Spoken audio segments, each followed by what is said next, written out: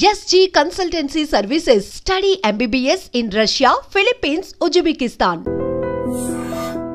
మీ నాన్నగారికి చెప్పు అనడానికి ఎళ్ళి మీ అబ్బకి చెప్పు అనడానికి ఎంత తేడా ఉందో సేమ్ ఇదే పాయింట్లో ఓ పక్క 28 మంది భారతీయులు చనిపోయిన తర్వాత కళ్ళ ఎదురుగా తన భర్తని చంపేసిన టెర్రరిస్టుల దగ్గరికి వెళ్ళి నన్ను కూడా చంపేయండి అని వేడుకుంటున్న టైంలో ఎళ్ళి మోడీకి చెప్పు అనంటే అది చూస్తూ ఉన్న ప్రతి భారతీయుడి రక్తం ఎంతలా మరిగిపోతుందో ప్రత్యేకంగా చెప్పాలా? 2018 సంవత్సరం నుంచి 2022 వరకు 178 మంది సివిలియన్లు, అన్నం పుణ్యం తెరగని వాళ్ళు, అట్లీస్ట్ హిందువులు ఇంకా టార్గెట్ చేసి మాట్లాడితే నిన్న రీసెంట్గా జరిగినటువంటి పెహల్గామ్ అటాక్లో హిందువులనే టార్గెట్గా చేసినటువంటి టెర్రరిస్ట్ అటాక్స్ గురించి ఈరోజు డీటెయిల్గా డిస్కస్ చేయడానికి నాతో పాటు నేను దీప్తి అండ్ నాతో పాటు నేను మీ శివ. అయితే ఈ అటాక్ యాక్చువల్లీ మనం అందరం వినేది టెర్రరిస్టులు అటాక్లు అంటే రిలీజియన్కి సంబంధించింది కాదు అని చెప్పి వాళ్ళే అంటుంటారు. కానీ వాళ్ళందరూ ప్యాంట్లు విప్పి మరీ చూసి కాల్చారు అని చెప్పి ఈరోజు ఈ టాపిక్ హైలైట్ అవుతుంది. అంటే ఇది రిలీజియన్కి సంబంధించిన అటాక్స్ కాదా? ఎందుకు మోడీ గారికి వెళ్ళి చెప్పు అని అన్నారు? ఇవన్నీ మనం తెలుసుకోవాలంటే మన ముందున్న గెస్ట్ సురేష్ గారితో మాట్లాడి మరిన్ని వివరాలు తెలుసుకునే ప్రయత్నం అయితే చేద్దాం. మనతో పాటు senior news analyst, senior journalist Suresh Kotachal గారు ఉన్నారు. ఒకసారి ఆయనతో మాట్లాడదాం. సార్ నమస్తే. నమస్తే సార్. నమస్తే సార్, నిన్న జరిగినటువంటి Pahalgam attack anti Hindu attack, దీన్ని ఏ రకంగా చూస్తూ we'll start the interview sir? ఇది ఏ రోజు అవుతుందో అని చూసుకుంటూ కూర్చున్నాను నేను. దీనికన్నా ముందు ఎప్పుడైనా టెర్రర్ అటాక్ జరిగినప్పుడు మీరు చెప్పినట్లు ఇంట్రొడక్షన్లో టెర్రర్ హ్యాస్ నో రిలీజియన్ అంటారు. కానీ లోకంలో ఎక్కడైనా చూడండి, ఎక్కడైనా జరిగిన మేజర్ కాన్ఫ్లిక్ట్స్ అన్ని రిలీజియన్ మీద ఉంటుంది. అన్నిటికన్నా బెస్ట్ ఎగ్జాంపుల్ ఇజ్రాయెల్. ఇజ్రాయెల్ ఒక నేషన్ అనేది వచ్చినప్పటి నుంచే వాళ్ళ మీద దాడి చేస్తూనే ఉంటారు. అది సైనాయ్ 6 Day వార్ ఉండొచ్చు, ఈజిప్ట్, సిరియా కలిసి, జార్డన్ కలిసి దాడి చేశారు, అప్పుడు కూడా ఇజ్రాయెల్ గెలిచారు. దాని తర్వాత లెబనాన్తో వాళ్ళ ఉన్న గొడవ, west bank, occupied west bank and Golan heights and Gaza ఇటువైపు, అక్కడి నుంచి దాడి, అక్కడ ఎక్కడి నుంచో హూతీ మిసైల్స్ పంపిస్తాడు. ఇదన్నీ తట్టుకోగలిగిన వాళ్ళు ఇజ్రాయెల్ అన్నమాట. వాళ్ళ దగ్గర నుంచి నేర్చుకోవాలి మనం. And in fact we have a common thread. మనకి ప్రాజెక్ట్ అంటే ఇది మనం అనుకుంటే ఐసోలేషన్ చూస్తున్నాయి. టెర్రరిస్ట్ అటాక్ ఫెహల్గామ్ జరిగింది. సరే, దానికి చాలా కారణాలు ఉన్నాయి. మెయిన్లీ సెక్యూరిటీ ఫెయిలియర్ అయితే డెఫినెట్గా ఉంది. ఎందుకంటే మినిమం ఒక 10 పోలీసు వాళ్ళని ఉండాలి, అక్కడ లేరు వాళ్ళు. అది ఎందుకు లేరు అది ఇంకో స్టోరీ, అది తర్వాత ఇన్వెస్టిగేషన్ తెలిసిపోతుంది. కానీ దానికన్నా పెద్ద ఇది ఎందుకు జరుగుతుంది అనేది మన ఇండియన్స్కి, భారతీయులకి తెలియదు. ఐసోలేషన్ చూసుకుంటారు. కానీ దీని వెనుక ఒక పెద్ద ప్రాజెక్ట్ ఉంది. అది ఇప్పుడు కాదు, చాలా సంవత్సరాల ముందు వీలే లష్కర్-ఏ తోయిబా, జైషే మొహమ్మద్, అది కాకుండా మిగతా ముందు దీనికన్నా ముందు JKLF అని ఒక ఫ్రంట్ ఉండే, జమ్మూ కాశ్మీర్ లిబరేషన్ ఫ్రంట్ అని, ఇనీషియల్ టైంలో 1960s 70s. దాని తర్వాత వాళ్ళ చీఫ్ మక్బుల్ భట్ని పట్టుకొని ఆయన ఉరి చేసేసారు మన ఇండియన్ గవర్నమెంట్. దాని తర్వాత బంద్ అయిపోయింది ఆ బిజినెస్. మళ్ళీ 70s తర్వాత 80s 90s నుంచి మెహబూబా ముఫ్తీ వాళ్ళ సిస్టర్ని కిడ్నాప్ చేశారు, మీకు గుర్తుంటుంది. కరెక్ట్ సార్, రీసెంట్ గా కూడా హెడ్లైన్స్లోకి వచ్చింది ఇదే టాపిక్. సో ఆ టైం నుంచి మళ్ళీ ఇది మొదలైంది. థర్డ్ టైం ఇది మళ్ళీ పీక్ లెట్ వచ్చిందంటే ఈ ఫరూక్ అబ్దుల్లా వాళ్ళ ఫాదరు కాంగ్రెస్ కలిసి ఒక మొత్తం ఎలక్షన్ రిగ్ చేసి పడేశారు కాశ్మీర్లో. 4% మంది ఓట్ చేశారు. 4%, మన దగ్గర 60-65 అంటే 4% మంది ఓట్ చేసి ఎలక్షన్ గెలిచారని చెప్పి వీళ్ళిద్దరూ కాంగ్రెస్, నేషనల్ కాన్ఫరెన్స్ కలిసి గవర్నమెంట్ ఫామ్ చేసుకున్నారు. ఆ రోజు అక్కడ ఉన్న కొంతమంది యంగ్స్టర్ తుపాకీ పట్టుకున్నారు. ఇదేంట్రా నాయన, మన దగ్గర కూడా చూస్తాం. నెక్సలైట్స్ ఎట్లా వచ్చారంటే, వాడు ఇంజనీరింగ్ చేసిన తర్వాత వచ్చి గుడిసెలో ఉంటాడు, పక్కనేమో పెద్దగా 5 అంతస్తుల బిల్డింగ్ ఉంటుంది, అక్కడ 10 కార్లు ఉంటుంది, వాళ్ళ దగ్గర 20 మంది పని మనుషులు ఉంటారు, ఏసీలు గీసు. వాడు చూసంటాడు నేను ఇంజనీరింగ్ చేసి ఏం ఫైదా సార్ అని చెప్పి నేను ఆడు కూడా తుపాకీ పెట్టుకుంటాడు. ఆ ఫిలాసఫీ పోయింది అనుకోండి ఇప్పుడు. That is the wrong philosophy totally, and that is why naxalism has right today. కానీ అదే సమయంలో టెర్రరిజంలో if you import the same thing, terrorism కూడా అదే. You should have a cause ఏంటి? రిలీజియన్, జిహాద్, దాని మీద కాఫిర్. ఇప్పుడు కాఫిర్ అనే కాన్సెప్ట్ మీద నిన్న కూడా నేను మలయాళం న్యూస్ ఛానల్లో డిబేట్లో ఈ పాయింట్ మీద చాలా పెద్ద కాంట్రవర్సీ జరిగింది. ఒక ముస్లిం లీగ్ ప్యానలిస్ట్ వచ్చి అది కాఫిర్ అంటే అది ఎక్కడ లేదని చెప్పారు. లక్కీగా ఇంకో panelist was there and he quoted from the hadith and Quran saying that ఉంది కాఫిర్ అని. ఎట్లా డిఫైన్ చేస్తారు? నాన్ బిలీవర్ని చంపడం వాళ్ళ ఫిలాసఫీ. అక్కడి నుంచి మొదలైంది ద కాన్సెప్ట్ ఆఫ్ గజ్వా-ఏ హింద్ అని చెప్పి. అది లోకలైజ్ మన భారతదేశానికి. గజ్వా-ఏ హింద్ ఏంటంటే బేసిక్లీ ఇస్లామిక్ రూల్ భారతదేశంలో స్థాపించాలి.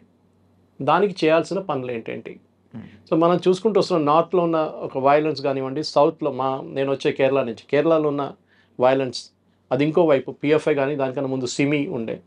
అది కాకుండా కర్ణాటకలో ఇప్పుడు ఎస్డిపిఐ పెద్ద ఫామ్లో వచ్చేసింది, అక్కడ కూడా హిజాబ్ కాంట్రవర్సీ చూసాం మనం.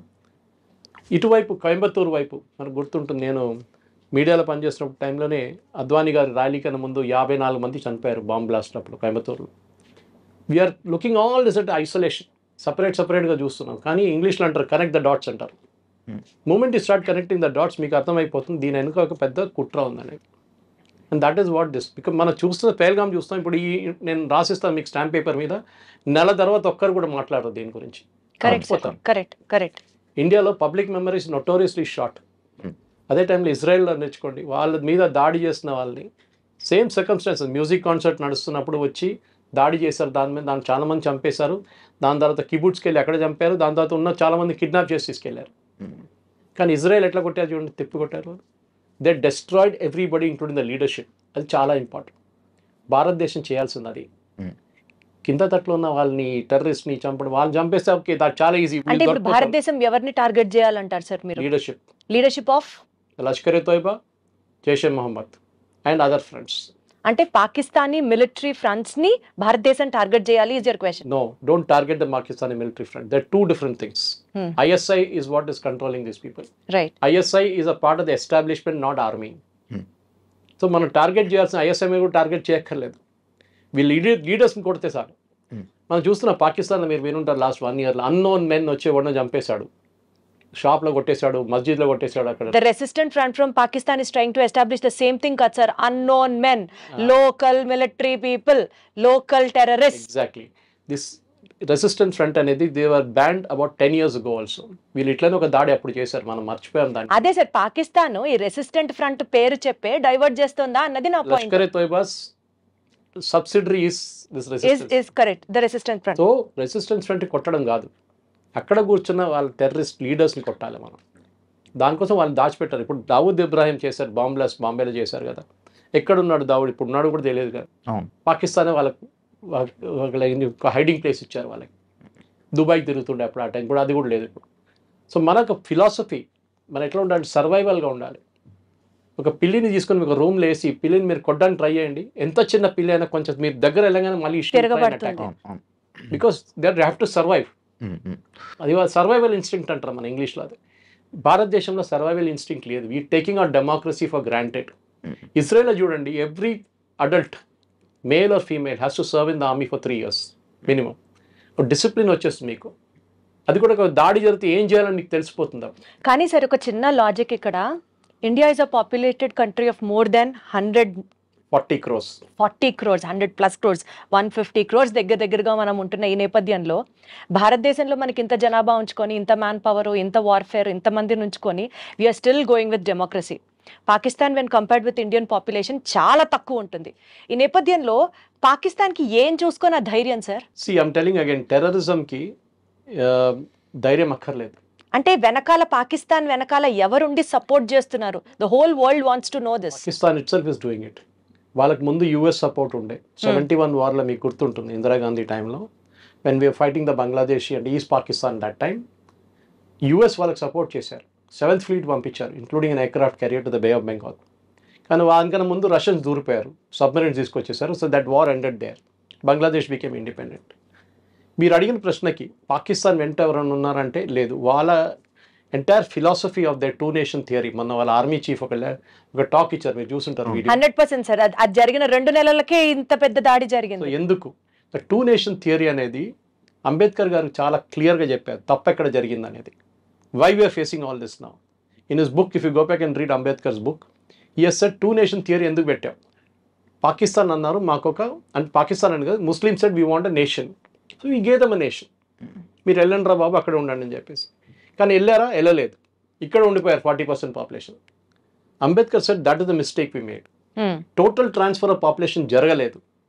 అప్పుడు ఏమైపోయిందంటే కొంతమంది ఇక్కడ ఉండిపోయిన వాళ్ళు now they are grown up in stature and suddenly CA agitation, వక్ బిల్ అజిటేషన్, ఇట్లాంటి అజిటేషన్ తీసుకొస్తున్నారు. ఎప్పుడైనా హిందువులు రోడ్డు మీద దిగి మీరు ధర్నాలు చూసారా హిందువులు చేయడం? లేదు. గుడి పోయింది, మాది గుడి స్థలం కొట్టేసాడు అని చెప్పేసి చేయరు. డ్రాయింగ్ రూమ్లో కూర్చొని డిబేట్ చేస్తాం మనం.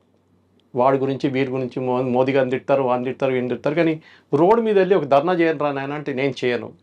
వెరాజ్ the Islamic community they will get on to the road. మీరు చూసుంటారు మన ముర్షిదాబాద్లో జరిగిన వైలెన్స్, ఢిల్లీలో జరిగిన జమాయిమా ఇస్లామీ అక్కడ జరిగిన వైలెన్స్, షహీన్ బాగ్లో జరిగిన అలర్ట్లు అని చూసాం మనం. సో వాళ్ళ ఫిలాసఫీ ఏంటంటే డామినెన్స్. చిన్నగా ఉన్నా కానీ డామినేట్ చేయడానికి ట్రై చేస్తారు వాళ్ళు. సార్ చార్లెస్ ది థియరీ ఒకటి ఉంటుంది, థియరీ ఆఫ్ ఎవల్యూషన్. అందులో ఫిట్టెస్ట్ ఆఫ్ ది సర్వైవల్ మాత్రమే బతుకుతాడు. ఇప్పుడు ఇండియా అండ్ పాకిస్తాన్ మధ్య చూసుకుంటే మీరు చెప్పిన దాని ప్రకారం Pakistan always has that dominance, Pakistan always has that courage, Islam people always fearful గా ఉంటారు. అంటే ఇంక ఎప్పటికీ వాళ్ళే గెలుస్తూ వెళ్తారా? మనం ఇట్లాగా గివ్ అప్ చేసుకుంటూనే వెళ్ళాలా? వాళ్ళు గెలవలేదు కదా, 71 వారు గెలిచారా? ఏం ప్రయోజనం సార్? 28 మంది మనం కోల్పోయాం కదా ఇవాళ రోజున. That is where I'm coming to. That is exactly the point. Numbers is not important. ఎందుకంటే ఇప్పుడు అంతా జనాభా 140 కోట్లు అంట, కానీ పోయిన వాళ్ళ ఫ్యామిలీ వాళ్ళకి ఇంపాక్ట్ ఉంటుంది. ఎంత important sir. Correct. So what you need to do is very simple. మనం ఈ ఇంటర్నేషనల్ వాళ్ళు ఏమంటారో, యుఎస్ ఏమంటారో, యూకే ఏమంటారో, యూరోప్ వాళ్ళు ఏమంటారో, సౌదీ అరేబియాలో ఉన్నప్పుడు చేస్తారు కదా ఇది attack wantedly. JD Vance is in India. Last time Clinton వచ్చినప్పుడు exactly that is my point sir. Clinton వచ్చినప్పుడు అటాక్ జరిగింది, జేడీ వాన్స్ వచ్చినప్పుడు ఇప్పుడు అటాక్ జరిగింది. కరెక్ట్. పబ్లిసిటీ. టెర్రరిస్ట్కి ఏం కావాలి? పబ్లిసిటీ. 26/11 జరిగినప్పుడు మనం లైవ్ టెలికాస్ట్ ఇచ్చాం వాళ్ళకి, బర్కాదత్ అని కంపెనీ. They want publicity. టెర్రరిస్ట్కి ఏంటంటే ఒక టెర్రర్ అటాక్ జరిగింది అనుకోండి, నిన్న పెహల్గాం జరిగిన అటాక్ అనుకోండి, ఒక్క న్యూస్ లేకుండా మీరు బయటకు పంపించకపోతే, ఎవరికి తెలియకపోతే ఏం చేస్తారు టెర్రరిస్ట్? అండ్ అది జరిగింది నిన్న అయితే ఈ రోజు వరకు బయటికి రాలేదు. అండ్ అంత అంటే ఆ అటాక్ చిన్న అటాక్ లాగా వదిలేశారు. రాను అది చాలా గంటల తర్వాత అది బయటికి రావడం. Unfortunately chief minister of Kashmir issue respond అవ్వలేదు. Chief minister sitting in Delhi. Exactly. అదే ఒక్క నక్సలైట్ ఒక్క టెర్రరిస్ట్ ని కూడా ఇప్పటిదాకా అరెస్ట్ చేసిన బాపతి కూడా లేదు కదా సార్. అండ్ అదే కాకుండా ఇవాళ పుల్వామాలో జరిగిన అటాక్ మీకు గుర్తుంటుంది. అవును, that was one of the most dastardly attack. కానీ అది సెక్యూరిటీ ఫోర్సెస్ మీద జరిగింది. అవును, దానికి ముందు ఉరీలో జరిగింది, మీకు గుర్తుంటుంది. Correct sir. ఈ 2 అటాక్ కి మనం జవాబు ఇచ్చాం, సాలిడ్ జవాబు ఇచ్చాం. That came out in the movies, not in the real life. అవును. ఇప్పుడు నార్మల్ పీపుల్ చనిపోయారు కదా, సివిలియన్స్ చనిపోయారు కదా, దీనికి నార్మల్గా వెళ్ళి వదిలేస్తారు, మళ్ళీ దీనికి అటాక్ ఇచ్చే ఆలోచన. మనం ఎప్పుడంటే ఆల్ఫ్రెడ్ హిచ్కాక్ ఎప్పుడు చెప్తుండే, ఒక థియేటర్లో నేను బాంబు పెడతానంటే సస్పెన్స్ కాదు, ఒక థియేటర్లో బాంబు ఉంది ఎప్పుడు వెళ్తుందని చెప్పి సస్పెన్స్. ఈ was master of suspense Alfred Hitchcock. ఇది కూడా అంతే. మనం ఇప్పుడు వెళ్తే నిన్న రాత్రి I put it on my Facebook, there was 2 AWACS going up and down. AWACS అంటే ఇది their early warning system planes. భారతదేశం ఏదైనా ఎయిర్క్రాఫ్ట్ టేక్ ఆఫ్ చేస్తుందా లేదా అని చూడడానికి. మనం అట్లా కాదు చేసేది. We should hit them when they least expect us to hit them.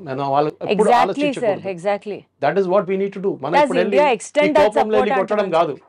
ఇప్పుడు మనం రోడ్ మీద చూస్తాం చూడండి, ఇద్దరు కొట్టుకుని ఉంటారు, యాక్సిడెంట్ అయిన ఇద్దరు కొట్టుకుంటారు, ఏం ఫైదా? So we should do our own planning, our own thing, and the entire world will support you, but don't go and bomb Pakistan just like that. మనం బాంబ్ చేయాల్సింది ద ఫిగర్ హెడ్. ఎవరెవరు ఇది figure head ఉన్నారో, హైడ్రా ఇక్కడ ఉందో హైడ్రాని కొట్టాలి. అలా ఆలోచించి ఉండడం వల్లే ఈ అటాక్స్ అన్ని జరుగుతున్నాయి. అది మన ఫిలాసఫీ. అది మనకు మహాత్మా గాంధీ గారు ఎప్పుడో చెప్పారంట, ఒక చంప మీద కొడితే ఇంకో చంప చూపామన్నట. ఇప్పుడు అట్లా కాదు, నా చంప మీద కొడితే 10 సార్లు కొడతాను నేను. ఆ ఫిలాసఫీ ఇప్పుడు ఉంది. ఘర్మే గుస్కే మారేంగే అని మోదీ గారు చెప్పారు. అప్పుడు ఇంకా కొట్టడం ఉందా సార్? చంపేస్తున్నారు కదా. చంపేయడం అంటే ఇట్స్ వెరీ ఈజీ. ఇంత పెద్ద దేశంలో పుల్వామా లాంటి ప్లేస్లో జరిగినప్పుడు మనకు తెలుసు RDX యూజ్ చేశారు. పెహల్గాంలో ఏం చేశారు వాళ్ళు? ఆ area is a very touristy place అని చెప్పచ్చు. మనం 2000-3000 మంది ఉన్నారు. మీరు సెక్యూరిటీ ఫోర్స్ పెట్టినా కానీ వాడు ఒక దూరిపోయి వాడు ఇవన్నీ టెర్రరిస్ట్ వస్తున్నప్పుడు వాడు చనిపోవడానికి రెడీగా వస్తాడు. Is ready to die. Suicide bombers చూసుంటారు మీరు. కసబ్ వాళ్ళని ఇండియాకి పంపించినప్పుడు they were ready to die.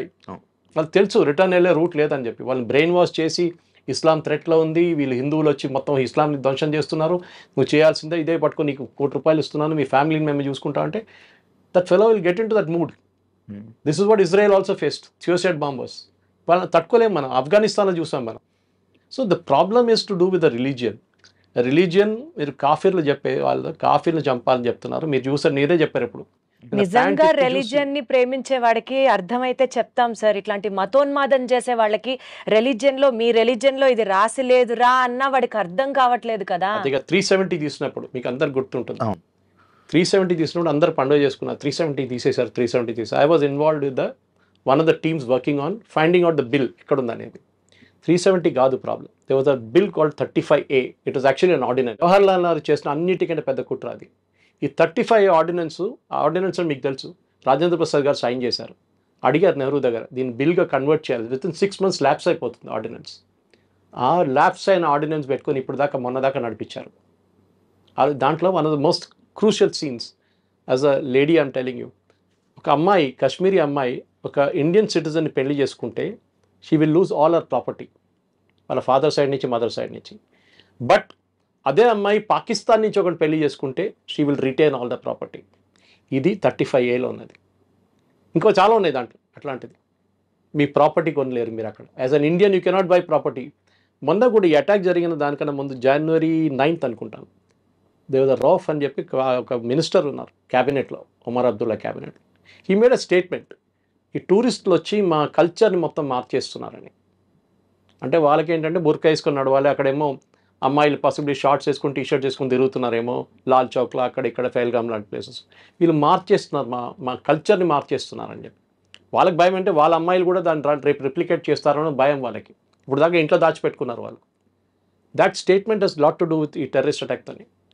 Second thing మీరు మర్చిపోకూడదు, ఇదే లాజిక్ని మనం ఎక్స్టెండ్ చేస్తే మీరు అక్కడ రాషిద్ అలీ ఇంజనీర్ అని ఒక ఎంపీ ఉన్నారు, మీకు గుర్తుంటుంది, బారాముల్లా నుంచి. Is an accused in the terror case and జైల్లో ఉన్నారు. ఇప్పుడు బెయిల్ ఇచ్చారు మొన్న సుప్రీంకోర్టు. ఈ మనిషిని ఎలెక్ట్ చేశారండి, బారాముల్లా సిటిజన్స్ ఎలెక్ట్ చేశారు. అంటే అక్కడున్న లోకల్స్ కూడా సపోర్ట్ చేస్తున్నారు టెర్రరిజం. అమృత్పాల్ సింగ్ని పంజాబ్లో చేసినట్లనే they knew he's a terrorist, కానీ ఎలెక్ట్ చేశారు అది. సో మీరు టెర్రరిస్ట్ని సపరేట్గా పెట్టలేరు, పాపులేషన్ కూడా ఉంది. ఇప్పుడు లోకల్ సపోర్ట్ లేకుండా ఈ అటాక్ జరగదు. దీనికన్నా ముందు కూడా ఎన్నో అటాక్లు జరిగాయి. ఇండియన్ మిలిటరీ డ్రెస్ వేసుకొని టెర్రరిస్ట్ అటాక్ చేశారంటే అంతకన్నా హాస్యాస్పదంగా ఎక్కడన్నా మా దగ్గర లాల్ బజార్ ఉంది ట్రిమిల్గిరి దగ్గర. నేను అల్వాల్ ఉంటాను, నేను ట్రిమిల్గిరి దగ్గర లాల్ బజార్ ఉంది. There get everything from a pin to an elephant అంటారు. అది ఆర్మీ ఏరియా, ఎప్పటి నుంచో బ్రిటిష్ టైం నుంచి ఉన్న మార్కెట్ అది. ఆ మార్కెట్లో వెళ్తే మీకు క్యామోఫ్లాజ్ యూనిఫామ్ దొరుకుతుంది. కానీ మొన్న మన ఒక 5-6 years ముందు ఈ అటాక్ జమ్మూ కాశ్మీర్లో జరిగిన తర్వాత బ్యాన్ చేసి పడేశారు, ఎవరికి ఇవ్వరు యూనిఫామ్ అని చెప్పి. క్యామోఫ్లాజ్ యూనిఫామ్ ఎందుకు sir? Why are we Indians are why is Indian policy so accessible to everybody sir? That is a good question. Suppose I start attacking like Israel, ఇదే మనుషులు సుప్రీంకోర్టుకి వెళ్తారు రేపు. Human rights violation sir. Exactly అదే అండి sir. వాడు అక్కడ తిరిగి, నేను చెప్తాను మీకు ఎగ్జాంపుల్ ఇస్తాను. I often ask army officers, మీరు ఈ 7th class 8th class ఫెలోస్ని 10th class ఫెయిల్ జవాన్గా తీసుకుంటారు కదా, మీరు కొంచెం చదువుకున్న వాళ్ళు జవాన్గా తీసుకోవచ్చు కదా, ఇప్పుడు టెక్నాలజీ మారింది కదా అంటే నో.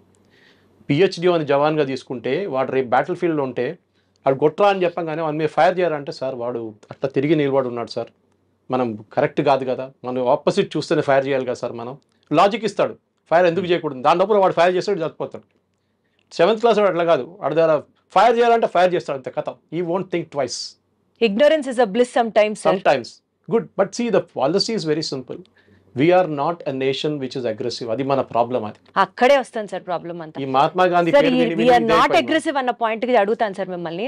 కసబ్ని ఉరిదీసేటప్పుడు అసలు this is the best return gift we could give them అని చెప్పి మనం చాలా కాలర్లు ఎగరేసుకున్నాం.